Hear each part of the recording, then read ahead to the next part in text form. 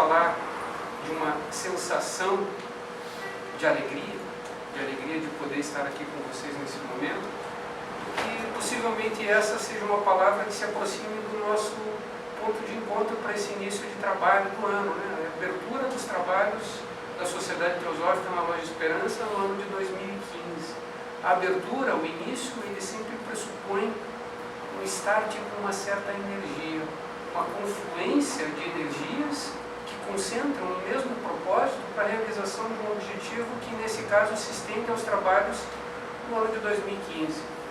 Os trabalhos que não se iniciaram necessariamente nesse momento e nem irão acabar no ano de 2015, mas que, num determinado momento evolutivo, numa determinada oitava, nós podemos apresentar como um reinício, um restart.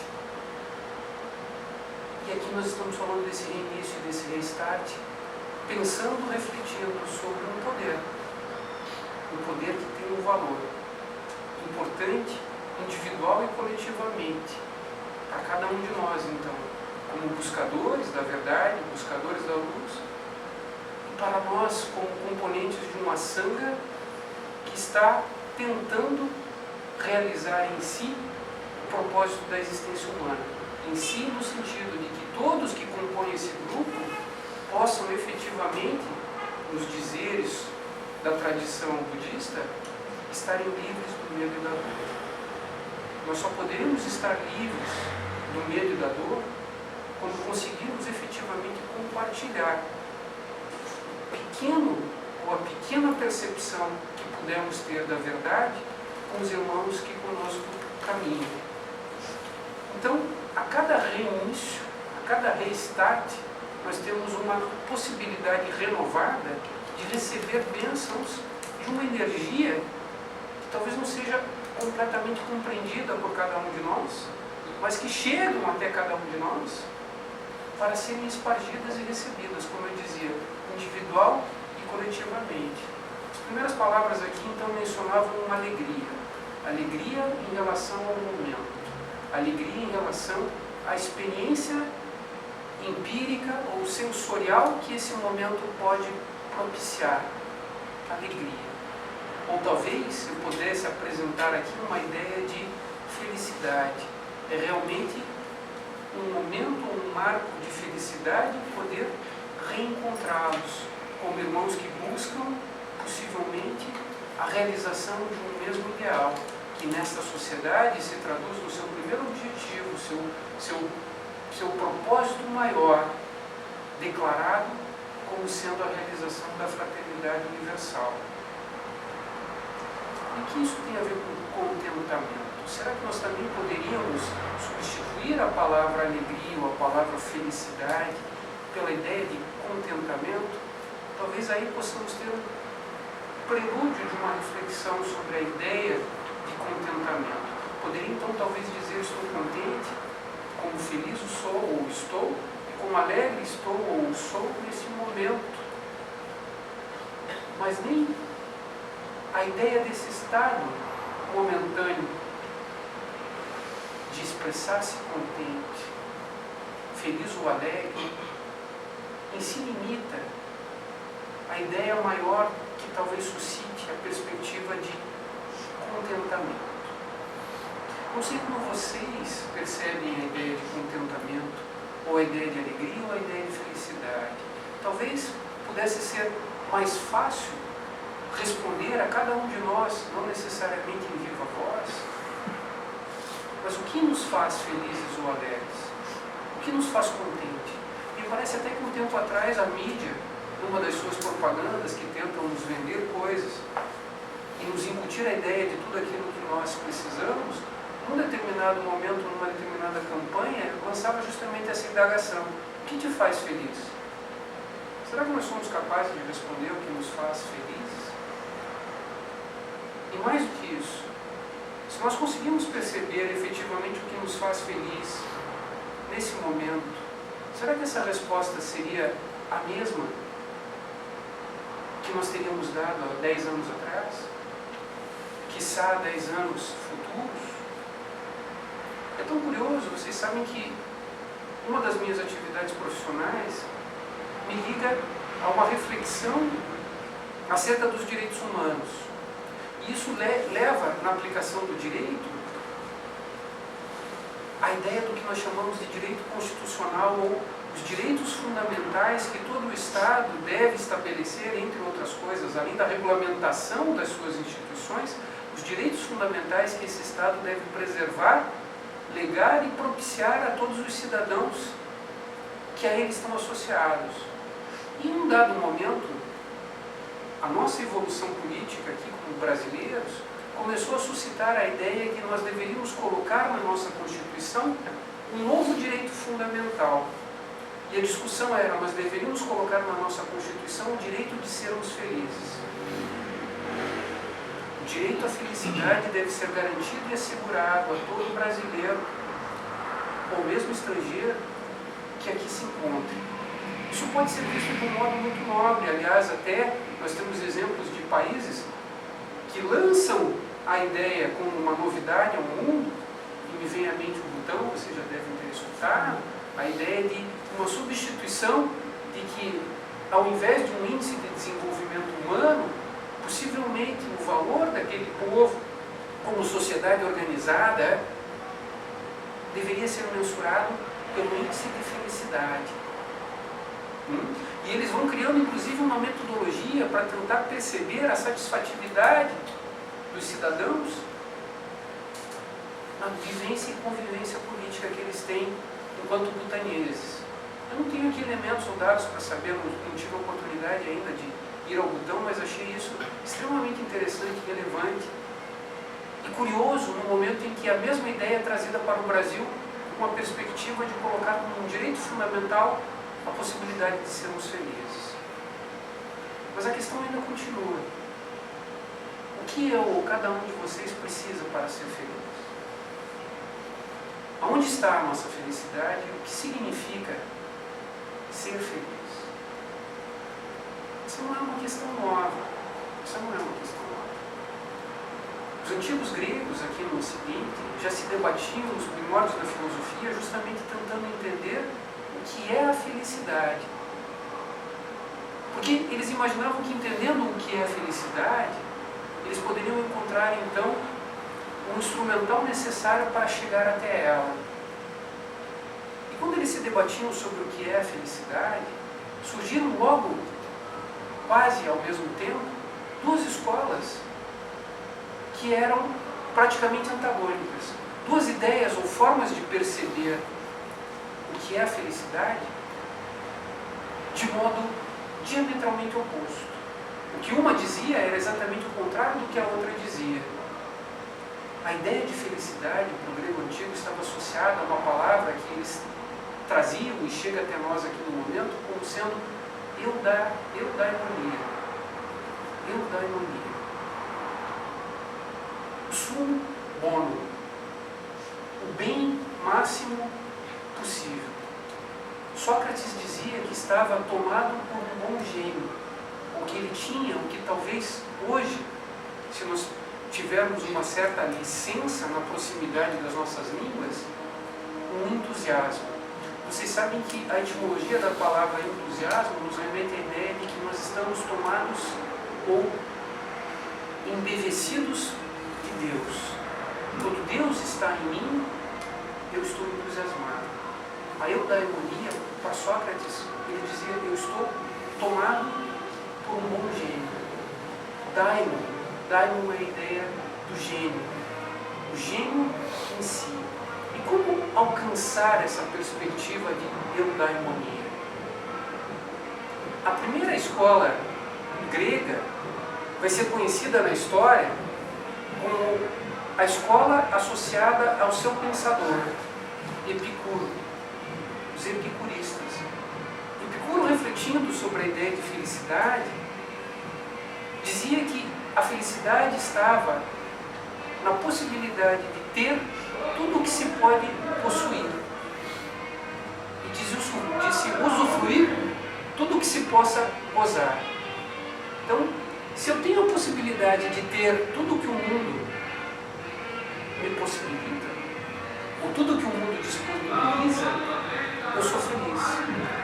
E se eu puder usufruir de todos os prazeres que o mundo possibilita, eu sou feliz. A felicidade estava associada ao ter tudo, máximo tudo que o mundo possibilita. Essa linha filosófica posteriormente vai estar associada com a linha do hedonismo. Então, fluir os prazeres. E ela vai tendo vários tipos de reapresentações ao longo do tempo. Algumas pessoas imaginam que a possibilidade que nós temos de suplantar os nossos desejos passa necessariamente pela fluência de todos os desejos, o máximo possível, até que gere um fastio, até que gere uma saciedade. Outras linhas vão dizer que é uma grande ilusão imaginar que nós vencemos o desejo buscando saciá-lo, porque possivelmente aqueles que experimentaram esse tipo de linha descobriram que o desejo se renova, e se renova, e se renova, e se renova. Aliás, vocês lembram possivelmente que a primeira nobre verdade trazida pelo Buda após a sua iluminação é a verdade do sofrimento. E que a segunda nobre verdade está associada à causa do sofrimento, que possivelmente vai estar diretamente ligada à ideia de que o apego que nós temos às experiências sensíveis causam necessariamente sofrimento. Por quê? Porque elas são transitórias e passageiras, impossíveis de serem mantidas. Ou nós vivemos numa tristeza e num sofrimento porque não conseguimos ter o que aspiramos ter, ou vivemos numa tristeza e sofrimento porque mesmo tendo o que aspiramos ter, necessariamente deixaremos de tê-la em algum momento, quer queiramos, quer não queiramos. Possivelmente, uma perspectiva que está associada a esse tipo de percepção mais ou menos clara, na Grécia Antiga vai surgir uma corrente filosófica que tenta entender a felicidade de uma forma, como eu dizia, diametralmente oposta à corrente epicurista. Tinha um personagem curioso em Atenas, naqueles tempos. Disse que ele vivia nu dentro de um barril. E ele, por vezes, fazia questão de tomar banhos de sol, sem nada, no mercado de Atenas, falando sobre o seu entendimento acerca da felicidade. Diógenes dizia que a felicidade estava em não ter nada que possa ser tirado de nós. A felicidade, então, agora começava a ser apresentada como não ter. Enquanto um dizia que a felicidade estava no ter, outro surge, possivelmente com uma sabedoria, apresentando algo que amplia a nossa perspectiva acerca da felicidade, dizendo que o contrário era que aquilo que nos levaria à fruição do sumo mono, da eudaimonia. Ou seja, ser feliz é não ter nada que possa ser retirado de nós. Porque se aquilo que nós temos necessariamente passará e seguirá o seu fluxo, enquanto a minha felicidade está na perspectiva de tê-la, necessariamente eu estou fadado à infelicidade porque eu não mais a terei. Seja porque ela não veio, como dizia então o Buda, seja porque ela vindo, de mim é retirada. Diógenes então apresenta uma outra ideia. Existe uma entre várias passagens interessantes de Diógenes, em que Alexandre Magno chega à Grécia e tenta encontrar aquele personagem histórico, pitoresco, que nu andava pelo mercado de Atenas, e pergunta a ele: tens algum desejo? Tens algo que queiras? E Diógenes disse: tenho. E todos então se assustaram, porque ele sempre tinha dito: não devemos querer nada. Como ele pode dizer que tem desejo de alguma coisa? E ele teria dito então para Alexandre: não me tires aquilo que não pode me dar. Ele estava tirando a luz do sol enquanto ele se banhava. Não me tires aquilo não podes mudar. Eu acho que aí tem uma percepção interessante também. Mas o que eu queria falar, ou refletir com vocês nesse momento, é que as duas ideias ocorrentes que tentam nos associar à felicidade, elas estão num conflito na esfera do ter. Um diz que para ser feliz nós temos que ter, ou nós podemos ler isso como a felicidade está na fruição dos prazeres e na vivência dos desejos. Vocês sabem que uma das frases fortes e famosas de Helena Blavatsky é de que nós somos escravos dos nossos desejos e filhos da necessidade. Nós somos filhos da necessidade, escravos dos nossos desejos. Nós, essa expressão corporal, esse karma maduro, que encerra a personalidade, que recebe nossa individualidade, é fruto da necessidade, dos desejos que nós lançamos ao mundo, possivelmente em outros momentos, e que estamos fruindo neste momento. Curiosamente, neste momento, possivelmente aquilo que nós desejamos antes não é necessariamente o que desejamos agora.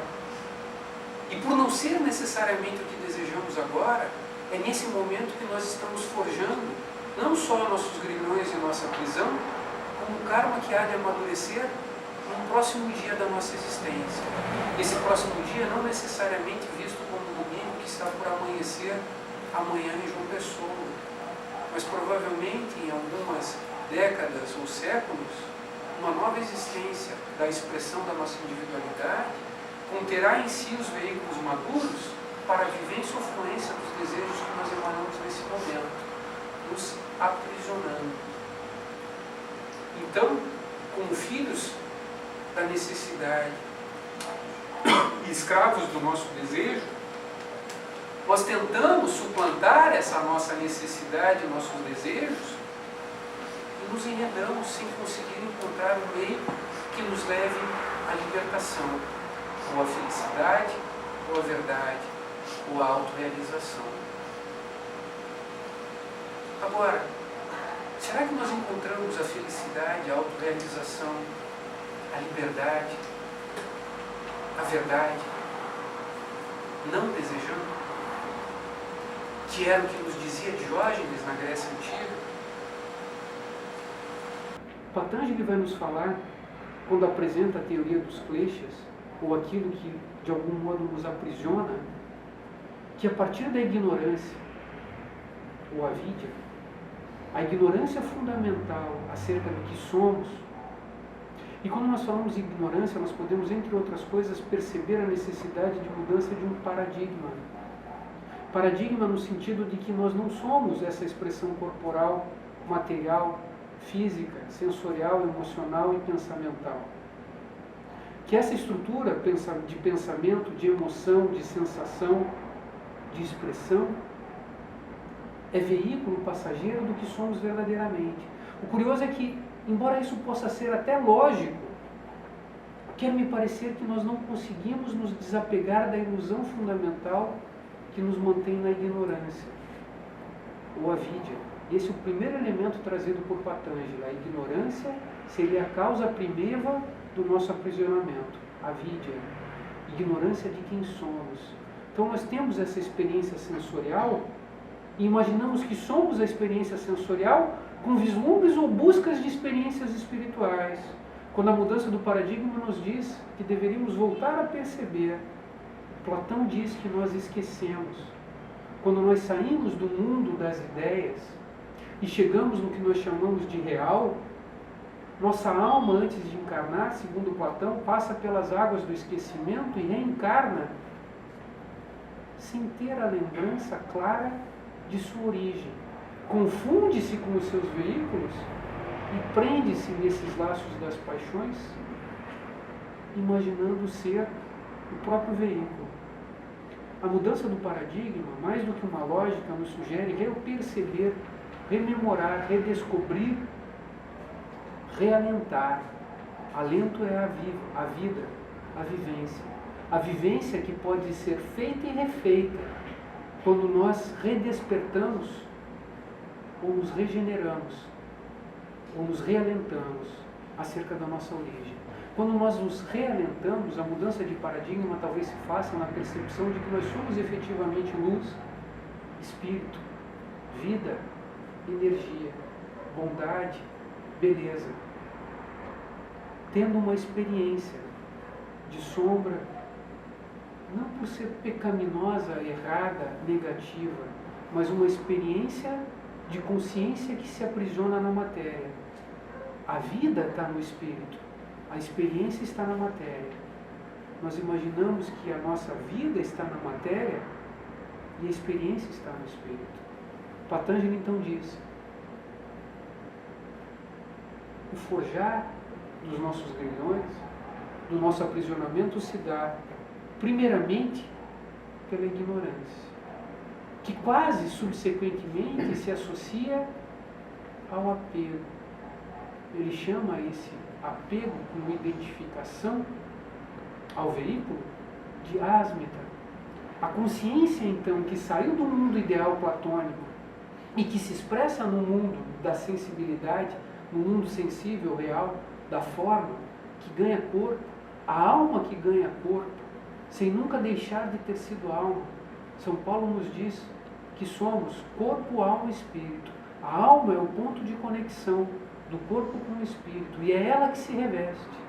É ela que é imortal, mas que tem a experiência do sensível. Quando a alma se amortalha, o corpo dos vivos, dizem os sábios, é a mortalha do espírito. Nós, os vivos, talvez sejamos os mortos a renascer, convidados a renascer num dado momento. A alma adentra na mortalha da carne, esquece da sua origem, avidya, identifica-se com o veículo. Asmita, o segundo nó, o segundo grilhão. Patanjali vai além e chega no ponto que eu queria dar a continuidade para vocês quando nós falamos das escolas gregas, em que ele diz que dois outros elementos começam a entrar em ação ou em atividade quando a alma está enfurnada no casulo da carne. A borboleta, que ainda é o verme, que não tem a expressão plena, ela está encapsulada, está dentro do casulo da larva. A atividade que ela tem nesse mundo sensível desperta necessariamente duas pulsões fundamentais que a psicanálise vai tratar e na qual ela acaba se imiscuindo, de modo a limitar o humano às suas pulsões. Existe aí uma evolução extremamente interessante, trazida para o mundo ocidental num dado momento por Freud, mas que já era apresentado por Patanjali quando ele codifica o yoga e nos traz duas ideias: raga e dvesa. O apego, a busca, o desejo e a repulsão. O vivenciar aquilo que foi prazeroso e ficou registrado na nossa memória como algo bom, a busca constante de revivenciar aquela experiência seria raga, o apego. O apego ao objeto que me trouxe a ideia de prazer, que ficou então registrada como felicidade. Ou dvesa, também marcada na nossa memória as experiências sensíveis passadas que foram tidas como repugnáveis, vão nos gerar temor. Freud então vai associar esses dois elementos à ideia de que nós constantemente estamos buscando prazer e fugindo da dor. E assim nos movimentamos nesse mundo sensível. Todas as nossas ações não necessariamente partem de uma volição autodeterminada ou de uma vontade. Elas são pré-determinadas pelas sinapses que estão estão registradas, trazidas das experiências, inclusive anteriores a essa corporificação, mas reafirmadas pelos escândalos ou nossas tendências reativas, cada vez que nós temos um contato com aquela mesmo tipo de experiência tida como adequada, frutífera, prazerosa, ou mesmo a imprazerosa, para que nós dela fujamos. Então nós somos postos em movimento. Disse que a alma que vem pura no momento da individualização tem um pleno encantamento com o mundo, ela vem purinha. O momento da individualização seria o momento do surgimento do chamado corpo causal na literatura teosófica. Esse corpo causal, sede da nossa alma, está não só translúcido como vazio. E o curioso é que os budistas dizem que o vazio é a possibilidade do pleno, mas ele chega vazio de experiências, como possibilidade plena de vivenciar todas as experiências que o mundo sensível nos traz. Na tradição do tarô, que alguns associam como sendo Torá, mudando um pouquinho as palavras, da Torá, nós temos um possível conhecimento que se expande ao mundo como tarô. Vocês sabem que o primeiro arcano maior, que é o não número, que é aquele que possibilita o início, é o louco. O louco, de algum modo, mostra esse início de individualização. Vazio, mas todas as possibilidades passíveis de serem realizadas a partir das primeiras experiências. E as primeiras experiências gerarão traços. A psicanálise diz, é feito um primeiro traço. O primeiro traço está associado ao rompimento do contato do bebê com a mãe.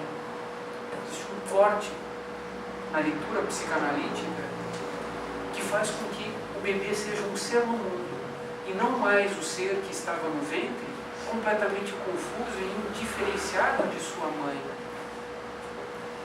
Essa separação gera traço, a marcadura, que Patanjali começa a dizer, raga dvesa. Raga no prazer, dvesa na aversão. Então nós estamos aí vendo, talvez a tônica daquelas duas primeiras escolas gregas, que associam a ideia da felicidade ao ter prazer, e talvez ao não ter. O não ter não é necessariamente uma busca da tristeza. Possivelmente a escola de Diógenes, quando fala que a felicidade está em não ter, possa estar associada a uma outra ideia trazida nos Yoga Sutras, que nós conhecemos como tapas, ou austeridades. A tentativa de permanecer equânime, mesmo naquilo que nós chamamos sofrimento. Mas vamos com calma. Nós falamos então nos grilhões de Patanjali em avidya ou ignorância, asmita ou identificação, raga e dvesa, o apego e a reversão. Patanjali ainda encerra essa teoria dos kleshas, ou das misérias humanas, dizendo que ainda existe uma ideia que ele traz com o nome de abhinivesa, que é uma ideia de autopreservação, que nos leva ao reencarnar. A busca de autopreservação associada com todos esses elementos anteriores faz necessariamente que nós mantenhamos os nossos veículos e busquemos a sua reapresentação depois de toda inexorável e inevitável dissolução. Tudo que se compõe necessariamente se decompõe. Vocês sabem que a manifestação, o sábio teria dito que a manifestação é um certo desequilíbrio harmônico na natureza. Existe um desequilíbrio, mas uma harmonia que mantém esse desequilíbrio com uma certa estabilidade por um determinado tempo. E tudo que se mantém assim tende necessariamente a retornar ao vazio. Toda fala, toda música, toda expressão, ela é mantida com uma energia que se concentra e se direciona, mas que ela tende a retornar à origem. Tudo retorna à origem da onde provém. Nós, como personalidades, retornamos à origem anímica da onde provemos, da onde viemos, a alma.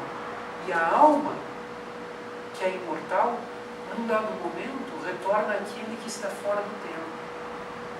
Na literatura teosófica, a mônada, na perspectiva cristã da teologia medieval, ao espírito, da onde ela emanou. E a própria ideia do espírito, que é a emanação, num dado momento retorna ao absoluto ou ao nada, ao mistério completamente incompreensível e inominável. O mistério inominável gera o espírito gera a alma gera o corpo. Nós vamos tendo aí uma completude organizada que tem um porquê de expressão até que ela se dissolva e se dissolva. Passado um tempo, surge um outro filósofo na Grécia Antiga, dizendo que a ideia de felicidade não estava associada ao ter ou ao não ter. Zenon cria a escola que ficou conhecida como estoicismo, ou a perspectiva da vida estoica. Esse é um termo às vezes pouco utilizado em português, mas que, se nós formos buscar nos dicionários, vai estar associado à ideia daquele que sofre de modo equilibrado. O estoico é o que passa pelas dificuldades da vida com um certo equilíbrio. Podemos tentar refletir juntos sobre esse conceito, essa ideia. O que Zenon tentava nos dizer é que a felicidade não consiste necessariamente em termos ou não termos, em nos apegarmos às coisas ou termos aversão das coisas. Vocês vejam que o não querer nos prende tanto quanto ao querer.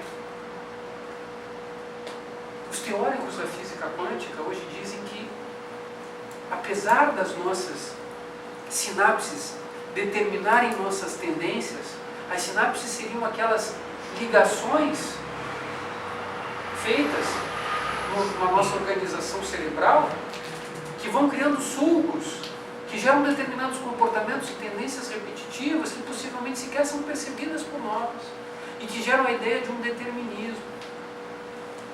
Mas tanto os físicos quânticos quanto os psicanalistas dizem que existe uma possibilidade de mudança. Existe sempre uma flexibilidade para uma mudança. Os físicos quânticos dizem que existem múltiplas e inúmeras possibilidades. E algumas pessoas, refletindo sobre isso, começam a apresentar inclusive ideias ou aulas ou cursos apresentados, entre outras coisas, como o poder do agora, dizendo que, de algum modo, a reeducação dos nossos pensamentos e dos nossos quereres podem abrir novas perspectivas. Fala-se inclusive do poder do som, e ele é incrível. Vocês sabem que existem pessoas ou grupos na Índia que trabalham aceitando dádivas ou oferendas, fazendo um trabalho de cura a partir da mantralização. Então, ao leito do enfermo, ou ainda que não tão próximo fisicamente do enfermo, determinadas pessoas numa corrente que nós poderíamos dizer talvez de oração, mantralizam buscando expressar saúde ao corpo enfermo. Não existe um poder da palavra, sem dúvida que sim. E aí então nós falamos aqui no Ocidente numa possível neurolinguística, possibilitando um novo repensar ou redirecionar dos nossos quereres. O curioso é que talvez a gente não perceba que isso possa acelerar ou potencializar novos grilhões e novas prisões. E quando Buda diz que a primeira verdade é a verdade do sofrimento, algumas pessoas dizem, talvez a tradução não esteja tão perfeita, porque a ideia do sofrimento é uma ideia de uma inadequabilidade. temos uma tendência a dizer que as coisas são boas ou são ruins. Nós colorimos as lentes, com as nossas lentes, as coisas que acontecem na vida e dizemos, ela é uma coisa boa, ela é uma coisa ruim. De algum modo, as pessoas que tendem a um otimismo, quando estão diante de um fato que é tido pela maioria das pessoas como um fato inadequado, elas dizem, vamos olhar o outro lado, vamos ver o lado bom disso. E a gente tenta se realimentar, buscando justificar aquilo que para nós é sofrimento. Muitas pessoas às vezes veem isso como uma justificativa, é olhar o outro lado da moeda. Alguns gregos assim mais duros diziam que isso era para os fracos, que os fracos tentam encontrar o outro lado. E na verdade, a tentativa de ver o outro lado se dá quando nós vamos ao teatro. Aí nós temos uma vida de fantasia, mas quando nós estamos na vida do pegue e pague, da sobrevivência, o que existe é sofrimento. Não existe outro lado. A gente pode tentar minimizar e talvez animar um pouco nossa existência, que é uma existência de sofrimento. Nós estamos colorindo as coisas como boas ou coisas como más. E colorindo as coisas como boas e como más, por quê? Com base em quê? Com base nas nossas expectativas daquilo que nós queremos ou imaginamos que devemos ter. Raga e dvesa. Apego e aversão. Incrustados possivelmente no recôndito do nosso ser sem ainda serem percebidos. E determinando nossa existência sem que sequer nós percebamos o quanto eles determinam. E o quanto nós estamos presos. Existe uma frase forte de Napoleão, vocês possivelmente já tenham ouvido, eu achei ela super interessante quando ouvi pela primeira vez. Napoleão diz assim, você é livre para fazer o que você quer, mas você não é livre para escolher o que você quer.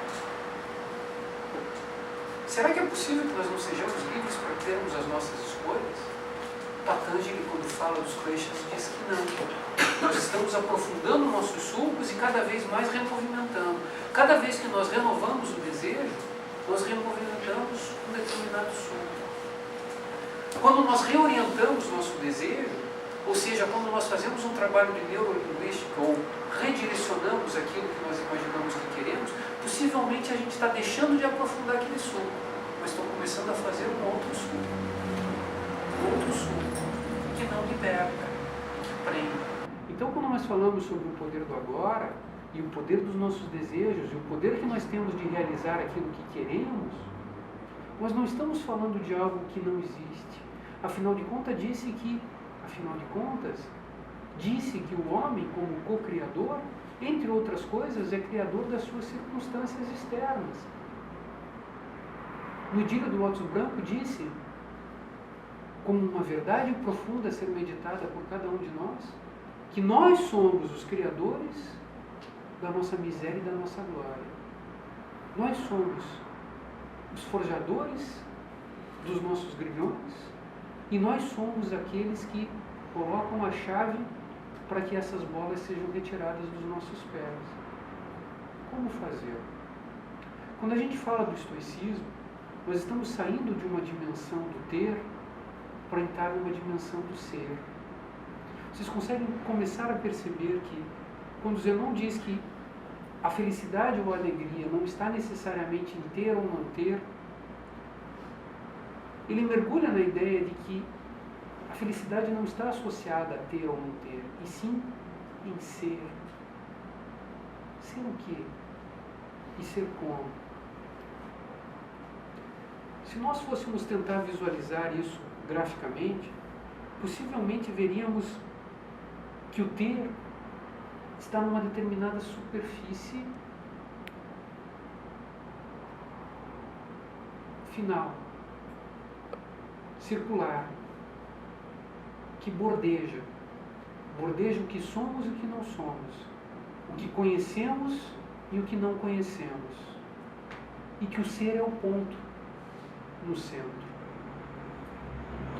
O ser está no centro, o ter está na periferia. Se a minha alegria está no ter, a minha felicidade está no ter, eu estou lançando a minha felicidade, a minha alegria, o estar contente, às circunstâncias externas. Se eu tenho determinada coisa, eu sou feliz. Se eu não tenho, eu não sou feliz. a minha alegria está associada a desfrutar de determinadas coisas. Ou a minha alegria talvez esteja associada a poder não desfrutar de determinadas coisas. Os estoicos vão nos dizer que, possivelmente, se nós não conseguirmos compreender a dimensão do nosso ser, jamais encontraremos uma alegria que dure, que permaneça. Agora, talvez dando um passo além, algumas pessoas refletem que uma filosofia na sua integralidade não necessariamente dispensa o ter. Aliás, se nós formos tentar ver o mundo, hoje isso está muito mudado, porque nós estamos no momento das mudanças. Disse que o Ocidente nunca foi tão orientalizado e que o Oriente está tão ocidentalizado como nunca esteve. Mas uma visão, entre aspas, clássica do mundo moderno, desse mundo que nós conhecemos como uma certa contemporaneidade, diria que o Oriente tonificou o ser e que o Ocidente tonificou o ter. Nossa alegria capitalista sempre esteve associada ao ter e se esqueceu completamente do ser. Quantas vezes a gente ouve isso? A nossa inveja vem sendo recrudescida ou aumentada pela mídia através do sistema capitalista, dizendo tudo aquilo que nós temos que ter. E nos deixando às vezes tão infelizes porque nós não conseguimos ter tudo o que nós precisamos ter. Nem a juventude, será que é possível, quiçá, ter a juventude? Aí a gente tenta ter a juventude através da tecnologia que possibilita fazer determinadas cirurgias plásticas que mantêm uma suposta superfície de juventude eterna, jamais passível de ser mantida. Então, nós, como filhos do Ocidente, fomos criados numa cultura de ter tudo, de ambicionar o que os outros têm. O exacerbamento da violência se dá muitas vezes porque as pessoas que estão numa periferia sem a possibilidade de ter, conseguem em um dado momento perceber que trabalhando não conseguirão ter tudo aquilo que a mídia diz que elas devem ter. Então nós vamos ter que retirar dos nossos irmãos aquilo que nós achamos que precisamos ter. E por ignorância, a alma ainda infantil tenta ter, retirando dos outros. O curioso é que possivelmente emocionalmente nós tentamos alimentar o nosso corpo astral tendo coisas que nós acalentamos sem nos preocuparmos com os irmãos que conosco dividem essas coisas todas. Nós também sugamos dos nossos irmãos emoções e pensamentos. E o Oriente, por sua vez, tonificando o ser, se esqueceu muito do ter. Então o oriental disse que a vida do homem indiano tem várias etapas. Ele tem um momento em que ele é criado, ele tem um momento em que ele cria a família, cuida dos filhos e da esposa, e ele tem um momento em que renuncia a tudo para ir à floresta, como um sannyasi, buscar a iluminação. Isso expressa em largas linhas a ideia de uma cultura que tonifica o ser, se esquecendo do ter. O Bertolt Holden, um filósofo, que entre outras coisas, entre inúmeras obras, traduziu, é um dos tradutores do Bhagavad Gita, ele faz a seguinte ideia, ele fala sobre essa ideia de uma filosofia integral que reúne o ser e o ter. Ele diz o seguinte, vamos ver se a gente consegue visualizar isso. Ele diz que o ser sem ter seria um fantasma. Ele tem a alma, mas ele não tem o corpo. E que o ter sem ser seria um cadáver.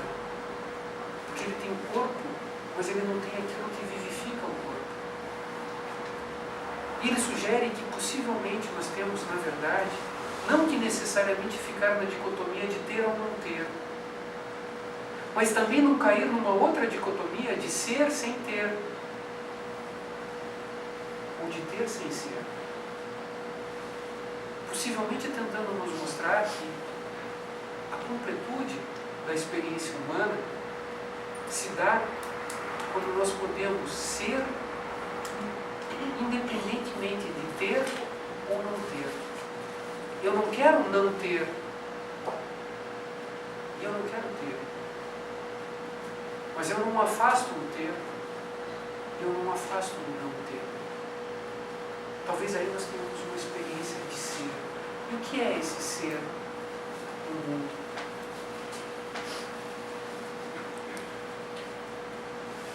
Como eu disse, assim, esse momento de alegria, depois de encontros tão gostosos em várias cidades do Nordeste, que bacana poder conjugar férias, um momento de descanso, com encontros filosóficos, em Aracaju, em Maceió, em Barra de São Miguel, em João Pessoa. Isso gera um momento de alegria. Um pouquinho antes de ter esses momentos de alegria, eu compartilho com vocês aqui algo que possa ilustrar isso, talvez. Eu tive um contato com o sobrinho da minha esposa. Eu não sou tão hábil assim, novas tecnologias. E eu conversando com ele, eu gosto tanto de música, eu não tenho música aqui no meu computador, queria ter Beethoven, Mozart. Ele me apresentou um programa que chama-se, se não me engano, Música. E baixou aquele programa ali, ele me mostrou e disse, olha, com esse programa você fica buscando música de todos os internautas do mundo. E eu baixei aquilo e me achei a pessoa mais feliz do mundo. Eu baixei aquilo e de repente eu coloquei, eu quero Beethoven. E ali veio a discografia completa de Beethoven. Só que levava muito tempo, eu tinha que me empenhar e daí tem tudo de Beethoven. Bom, agora eu quero buscar Mozart. Coloquei lá e daí vem, passa o dia inteiro e não tive nem tempo de ouvir Beethoven, já estava baixando Mozart, né? E agora, Schubert. Eu quero Rachmaninoff.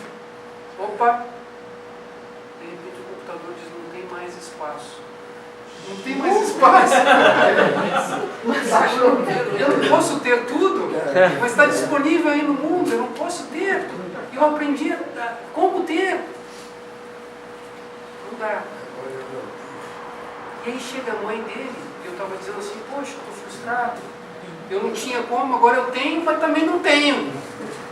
Porque não dá, não cabe, não tem espaço. Sem ter pensado sequer que seria possível ouvir, né? E ela disse, mas por que você quer ter isso tudo? Isso está disponível. Você não precisa ter no teu computador. Você conhece um site, ela me deu um site. Eu adoro agora esse site. Groove Shark, ela me disse assim, olha, a beleza da internet está em nós aprendermos que nós podemos partilhar. Nós não precisamos ser donos de nada.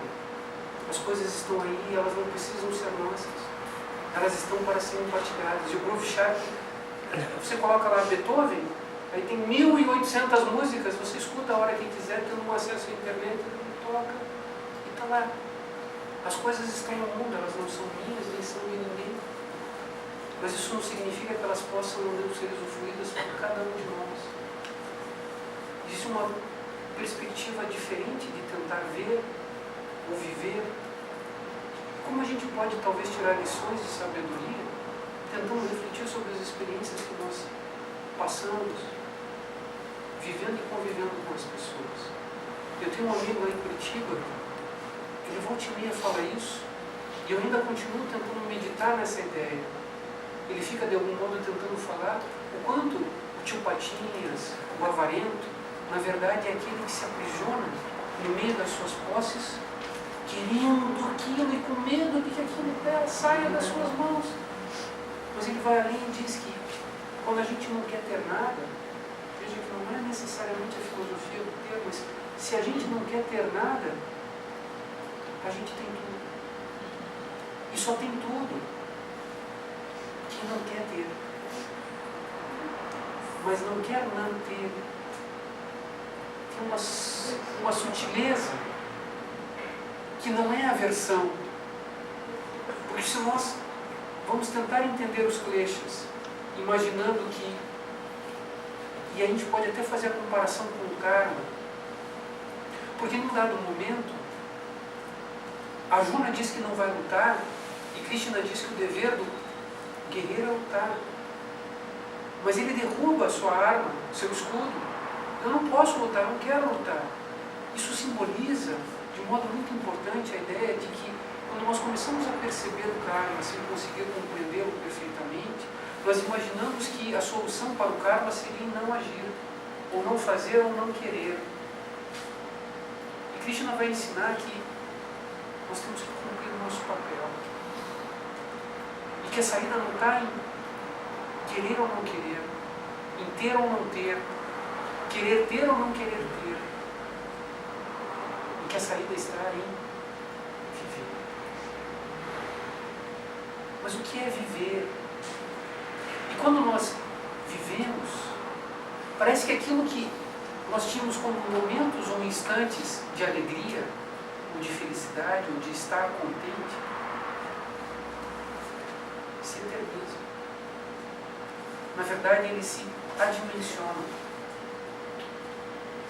Eles não ficam confinados a um tempo, espaço, eu. Eles não são momentâneos, e aí está a ideia de contentamento. Vejam que possivelmente a gente possa diferenciar o contentamento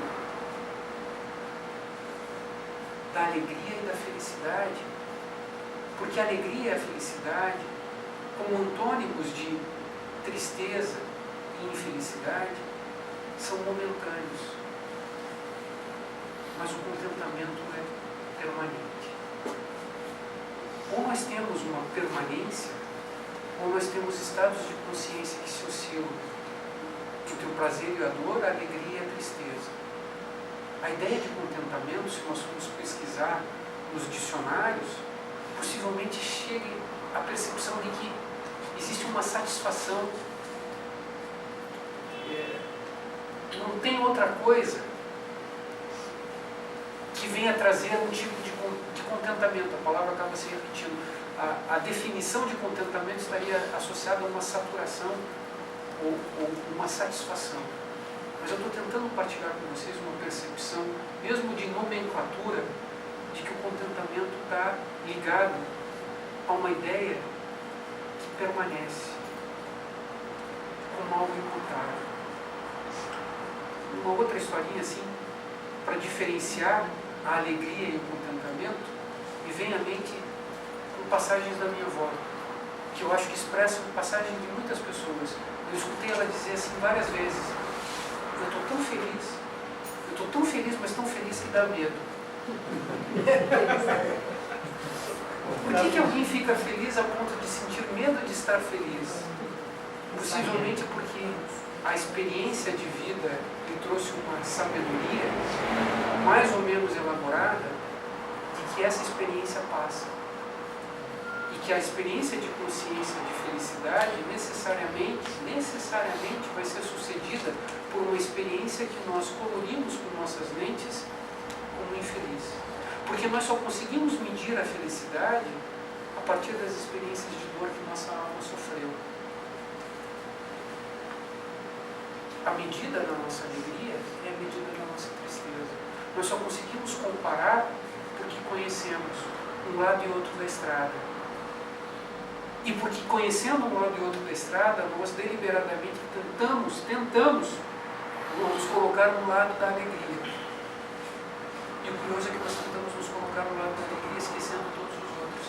E imaginando que nós podemos ser alegres, retirando as coisas das pessoas, ou deixando as pessoas no local. Eu não me interesso com as outras pessoas. O que eu me interesso é com a minha felicidade, com a minha alegria, com a expectativa de que eu não seja infeliz.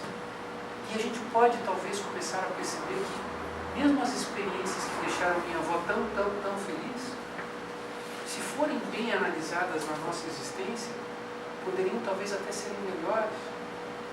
Quantas vezes eu tentei ficar vendo empiricamente o que as circunstâncias externas me propiciavam e pensava, mas se acontecesse aquilo, talvez pudesse ter isso. E se acontecesse aquele outro, talvez eu pudesse ter isso.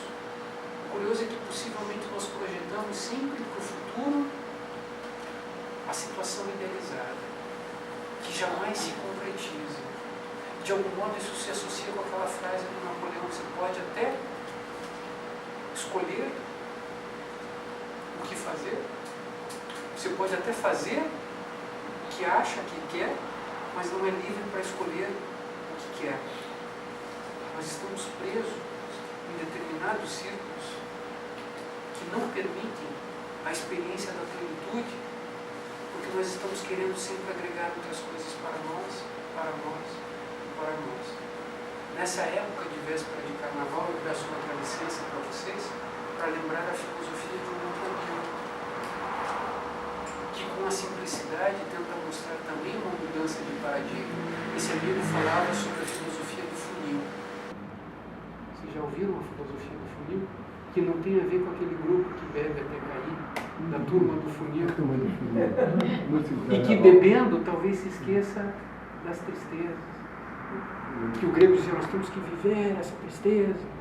Porque nós vemos como tristeza. Porque não queremos ver como tristeza, nos entorpecemos possivelmente muito tempo da nossa vida. Não só nos entorpecemos com bebida, como nos entorpecemos com outras coisas que nós chamamos de passatempo. O que é o passatempo?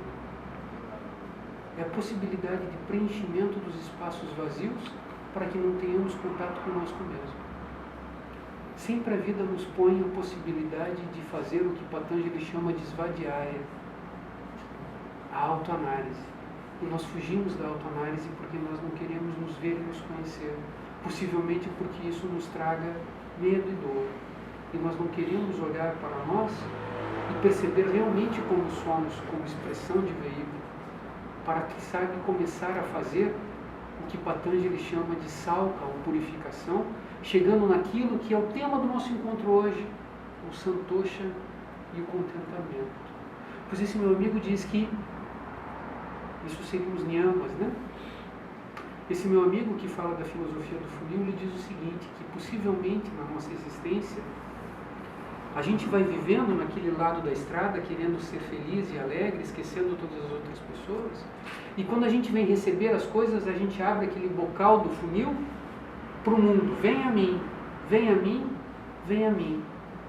E quando nós vamos agir no mundo, nós viramos o funil e damos nada, ou quase nada. A boquinha pequena do funil é aquilo que nós damos ao mundo. E a boca grande do funil é aquilo que nós queremos do mundo. Esse meu amigo disse que nós deveríamos tentar observar nossa existência e começar mudando o funil. Será que seria possível nós mudarmos o funil no sentido de que talvez eu não precise de tanta coisa? E se o mundo me traz coisas, eu sou antes de tudo grato. Porque possivelmente eu percebo que tudo que chega até mim e a cada um de nós é uma convergência de todas as formas da existência que estão no mundo, nos dando aquilo que nós precisamos nesse dado momento. Mas eu não quero muito, então o meu funil está pequeno quando eu descer. Por outro lado, quando eu estou agindo no mundo, é a boca grande que vai. Eu não quero reter nada comigo. Que eu possa ser esse funil aberto para o mundo, emanando paz, alegria, a sabedoria, que eu possa não deter, mas receber e irradiar. Porque, como diziam os sábios, nada é nosso, mas tudo chega para nós, que depositários somos do mundo que existe. Disse que o mundo não só está em nós, como está fora de nós. E cada vez que nós inspiramos, nós estamos com o nosso funil aberto para o mundo, recebendo tudo que o mundo pode nos dar. E cada vez que nós expiramos, é um momento que nós doamos para o mundo aquilo que nós recebemos a partir da nossa elaboração. Eu não sei se a gente consegue perceber o quanto irmãos nós somos e quanto o amor nos liga, simbolicamente, entre outras coisas, no prana, a partir da nossa respiração. Nós estamos ligados a todos os seres, e todos os seres estão em nós. E todos os seres estão repletos de nós, cada vez que nós respiramos e cada vez que nós expiramos. Se nós conseguirmos de algum modo perceber que nada precisamos, começando a ter tudo que o mundo nos dá, sem querer reter, talvez nós consigamos realmente começar a ser. Ser em essência aquilo que verdadeiramente somos. E quando nós conseguimos ser em essência aquilo que nós verdadeiramente somos, nós começamos a perceber o papel que exercemos no mundo. E começamos a realizar esse papel não pensando nos louros que esse papel possa nos trazer. Ainda que os louros venham, e eles hão de vir, eles vêm, mas não são eles que nos movem. E mesmo que venham, e eles hão de vir, nós não nos regozijamos com eles, mas também, a partir dos yamas e niyamas de Patanjali, dedicamos eles à divindade. Que qualquer mérito que possa ser alcançado por cada um de nós, possa ser rededicado à eternidade de Deus que está em nós e fora de nós. O curioso é que, quando nós começamos a perceber o nosso papel, nós expressamos esse papel cada vez mais com uma clareza de exatamente o que nos cabe. E essa é a lição final que Arjuna vai receber de Krishna, quando ele descobre que a libertação do karma não está em não agir, mas na reta ação. Na ação que não deixa resíduo kármico. Na ação que não só não prende, mas liberta. E essa ação que não prende e liberta gera um poder incrível chamado contentamento. Contentamento é o alento recebido a cada instante em que nós agimos com impessoalidade, fazendo o que nos cabe fazer. A começar pelos nossos papéis em casa, pelos nossos papéis sociais com amigos, pelos nossos papéis nas comunidades às quais estamos ligados, pelos nossos papéis como cidadãos, pelos nossos papéis como detentores de uma profissão, pelos nossos papéis como buscadores da verdade, que não é buscada para mim, mas sim porque deve ser buscada. É a realização da autorrealização, não pela autorrealização, mas pela possibilidade de consecução do plano de Deus, que só será realizado quando cada um de nós, percebendo a identidade e a união que tem com Deus, o realiza. Deus se realiza através de cada um de nós. E nós nos realizamos em Deus, aprendendo o que significa ser Deus a partir do contentamento. Krishnamurti, em Aos Pés do Mestre, vai tratar do contentamento como todas as outras tradições também o fazem. Então nós vamos ver que, eu estou aqui falando tanto de Patanjali, nos niyamas, que seria fazer o bem para o budismo vai dizer, cessai de fazer o mal. Talvez aí nós consigamos ver os yamas. O primeiro passo dos 8 do Raja Yoga. E o budismo vai dizer, cessai de fazer o bem, o mal, mas fazei o bem. Niyama. Yamas e niyamas. E entre os niyamas nós vamos encontrar, como eu mencionava, santosha, o contentamento. Isso é um ato contínuo de redespertar, contínuo de regenerar, contínuo de reperceber, contínuo de realentar, reperceber, redespertar, regenerar, a partir do momento em que nós agimos com impessoalidade. Isso é o ampliar de uma sensação de fazer uma coisa da melhor forma como nós poderíamos fazer, no instante em que nos encontramos, sem que necessariamente nos alimentemos do resultado dela. Porque o resultado dela não é para nós. E aí está o contentamento. Ele é para Deus. Agora, Krishnamurti, quando trata do contentamento, muito nós falamos na tradição da caminhada espiritual em discernimento e desapego. Disse que a primeira qualidade que o discípulo deve começar a aprender e exteriorizar na sua jornada na senda seria do discernimento. Discernir entre o certo e o errado, discernir entre aquilo que nós devemos ou não devemos fazer. Isso vai nos conectando com nossa essência e vai nos colocando num prumo de retidão. que leva à transcendência. Ao lado do discernimento, nós podemos começar a aprender, e essa seria a segunda qualificação do discípulo, o que é apresentado como vairagya, o desapego. Desapego a todas as coisas. Então isso tem muito a ver com o que nós estamos falando da filosofia do ter e da filosofia do ser. Mas ao lado do discernimento do desapego, fala-se que existem 6 grandes joias. E que uma dessas joias também é apresentada como contentamento. Essas joias vão estar associadas ao domínio da nossa mente, ao domínio da nossa ação, à fé, à tolerância, à unidirecionalidade de propósito, concentração de energia e ao contentamento. Se nós não temos o contentamento, nós tendemos eventualmente a continuar esses meandros do karma, o meandro do aprisionamento, experiências felizes, inclusive espirituais, ou experiências desagradáveis. Nós temos uma pequena motivação que eventualmente nos tira do caminho quando ela se exaure, quando ela se esgota. Não existe uma alimentação constante. E a alimentação não é pelo externo. Quando nós falamos de alegria e felicidade, nós estamos nos contentando com o que nós vemos fora. Quando nós falamos do contentamento, que é atemporal, nós estamos falando do que vem de dentro, como a expressão do ser. O contentamento é a energia renovada que mantém o discípulo na sua caminhada até a realização da culminância humana, que é a divinização.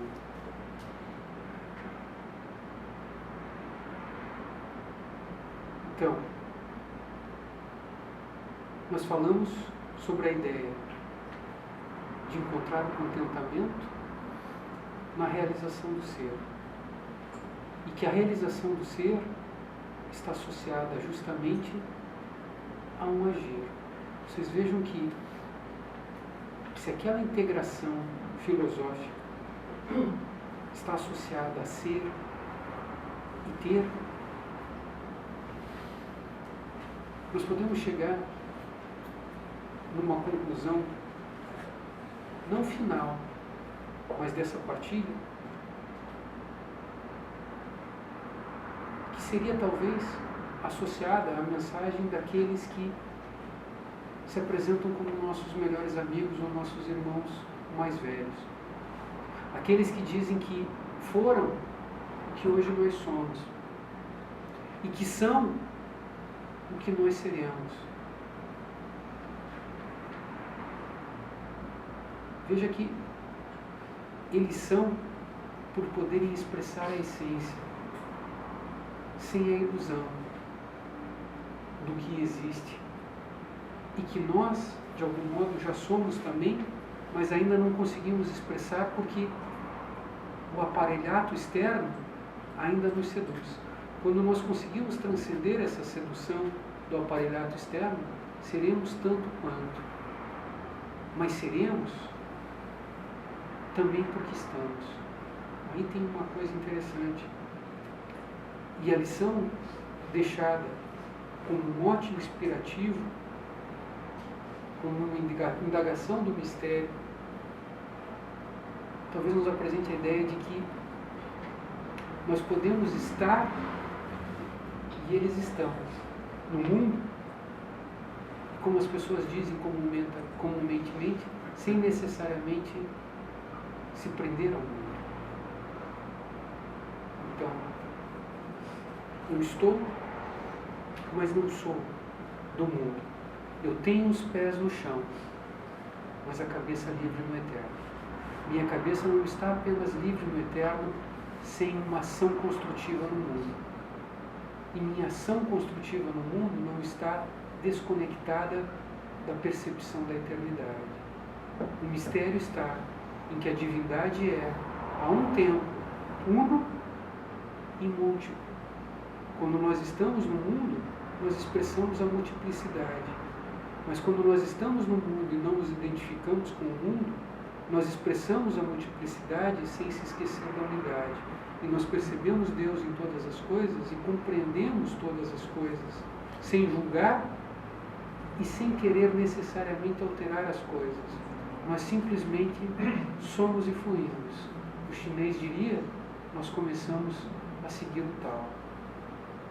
Na tradição dos mistérios, disse que quando isso acontece verdadeiramente, nós entramos na corrente. Nós somos aqueles que começaram a fluir com o grande rio da vida, executando e vivenciando o Dharma, possibilitando a expressão de toda a beleza de Deus. Eu acho que nós temos um tempinho ainda para conversas, né, complementações ou perguntas. Não sei se passou do tempo. Não. Muito obrigado.